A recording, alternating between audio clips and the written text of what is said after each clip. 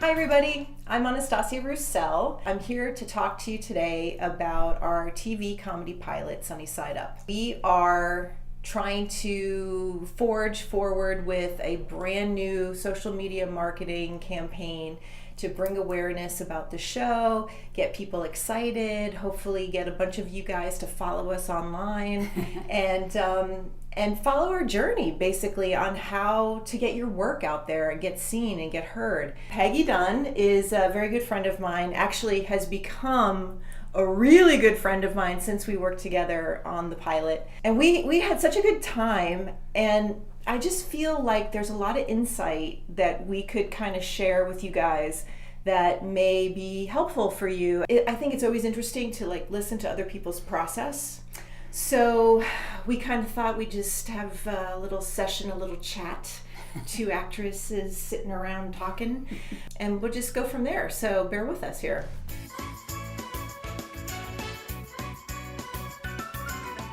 So let me give you guys the background of how Peggy came onto the show, onto the pilot and got cast. Initially, when we were creating it, the character of Pat, we were writing for a mutual friend of ours. And unfortunately, she moved to Sacramento. I had a vision, obviously, as a writer in my mind of who Pat was, and it was kind of attached to my friend. So it was really hard for me to think of anyone else, right? So that's the danger of writing parts for people that you know, is that then if they can't do it, you're like, no one else can play this role. So then we did have auditions and we cast someone. About a week before principal photography, she could not do it. She had to drop out.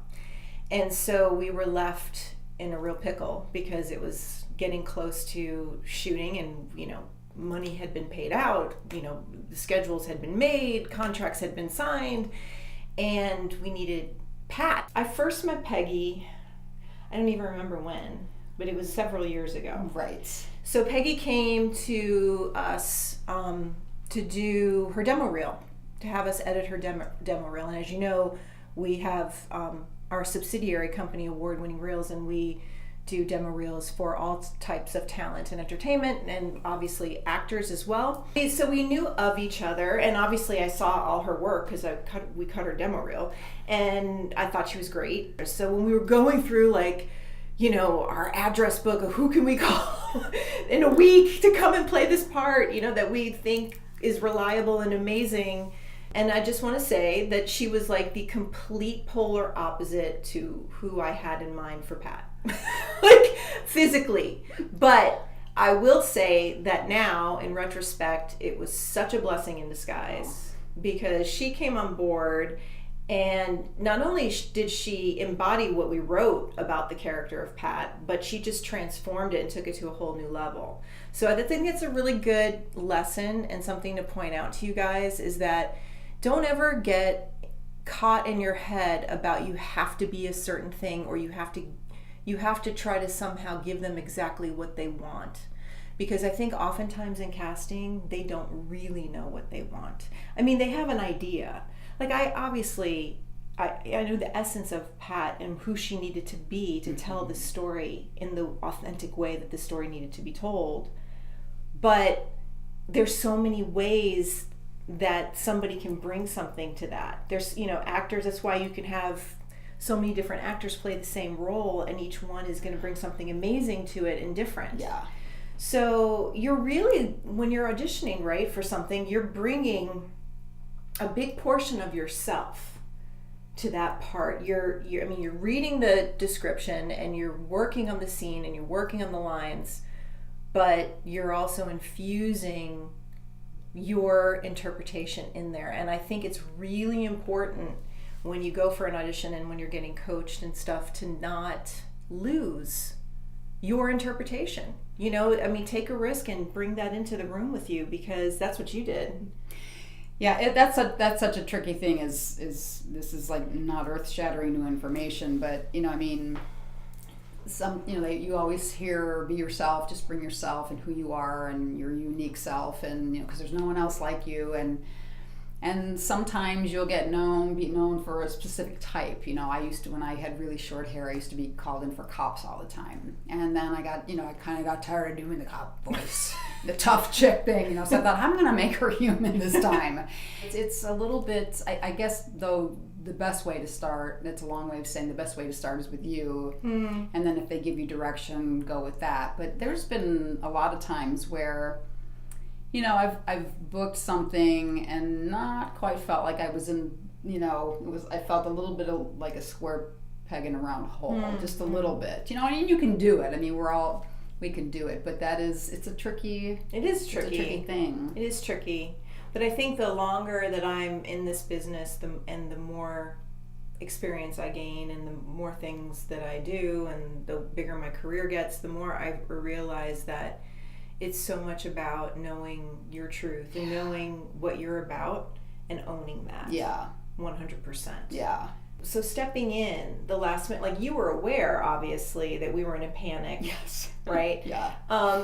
So does that put a tremendous amount of pressure? Like when you get cast and you know that you're kind of a replacement, like how do you cope with that? Well, that's actually happened to me a lot since I've moved here. That's funny, but it's kind of funny. In a way, it has an upside because you don't have time to think about it. You just got to go in and do it. And well, because clearly with our show, you didn't have the script as long as some of the other people. Right. And you had the biggest part. I mean, in comparison to all the other supporting, I mean, you were the third lead. So, right. Yeah. Which I didn't know until I saw the whole thing edited. I was like, I'm one of the regulars on the show. I thought I was like supporting, and anyway, never mind. But so it can be stressful and frustrating because I do love to absorb what I'm doing. Well, so that leads me to my next question. Yeah. So, like, do you have a particular process or a typical way that you like to prepare or work on a character? You know, as everyone, this is probably everyone's answer. It depends on what the show is and what, you know, all the different factors of how well you feel that you know, just kind of the role fits you like a glove, or, you know, what the vibe is of the cast and the crew, the director. So, but in general, I just like to kind of just imagine and absorb so that the lines hopefully go away as much as possible, so that they're no longer on the page, and that just for me just takes time. Right. And I mean, I would like to be more. I mean, I do research and all that when it helps me or informs me, but at least in the last, I have to say, this has happened more in the last 5 years, where it's not so much technique and it's coming more from my imagination instead of my personal experiences. Although that, again, I use what can kind of bridge to what's going to bridge me to the character and really feeling what the truth is. But I absorb as much as I can, and with all the information the script gives me. And in this case, because I didn't have so much time, I just I had to trust that because I've been doing this for so long, and the older you get, you know, you don't have to work so hard. You know, things come quicker to you because you've had more experiences. Sure. You know, I don't know if that answers your It does. question. It does. Yeah.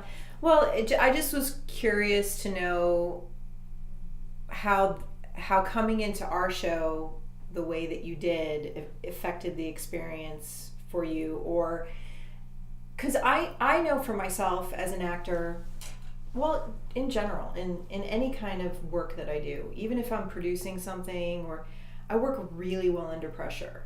I mean, I don't always like to be pressured, but that's true. You know, there's something in me that's so tenacious that just kicks in, like, we're gonna do it. Yes, you know what I mean? And plus, when you're under that pressure, it's funny how when you don't have time, everything falls away. Yeah. And you're focused, like, wait, this is what I'm going to be working.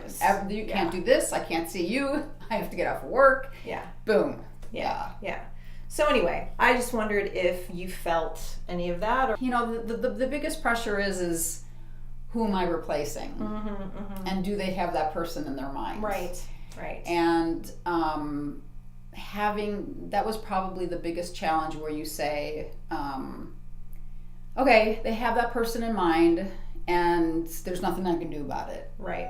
Right. And having, and I would have some moments where it'd be like, I don't think I'm giving them what they want, or are they thinking of this person or that? And then you just kind of have to go, this is my take. This is me. Yeah. Completely. That was probably the biggest challenge. Right. But that was just, like I said, that was just normal and natural, and I was able to just kind of, say, work myself through it, and it was just a great experience.